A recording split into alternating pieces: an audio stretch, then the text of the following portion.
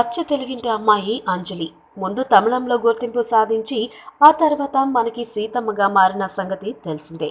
గీతాంజలి లాంటి solo hit తర్వాత career peaks కి వెళ్ళిపోతున్న టైంలో పిన్ని దర్శకుడు కలాంజియంతో వివాదాల కారణం ఈ భామ వెనకబడిపోయింది. త్వరలో అంజలి నటించిన చిత్రం గదా రిలీజ్ కానుండడంతో ప్రమోషన్స్ లో భాగంగా తాజాగా ఓ ఇంటర్వ్యూ ఇచ్చిన ఈ సీతమ్మ తన గత వివాదాల గురించి అడగకూడదనే కండిషన్ ముందే పెట్టింది.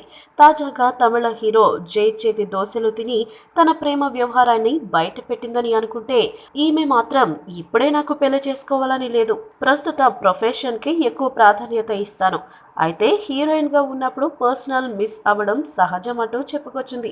చిన్నప్పటి నుంచి హీరోయిన్ అవ్వాలనే తపన ఉండటంతో తన తొలి రెమ్యునరేషన్ గా ₹1000 అందుకున్నా ఫీల్ అవ్వలేదట.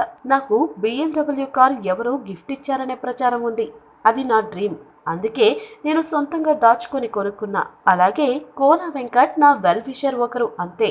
నేను నటించిన బలుపు చిత్రానికి రైటర్ గాను గీతాంజలికి సహ నిర్మాతగాను ఉన్నారంతే అని చెప్పింది అంజలి. ఈ వీడియో మీకు నచ్చినట్లయితే సబ్స్క్రైబ్ చేయండి. ఫిలిమి స్టార్స్ బోలెడంత న్యూస్ బోల్డ్ గా.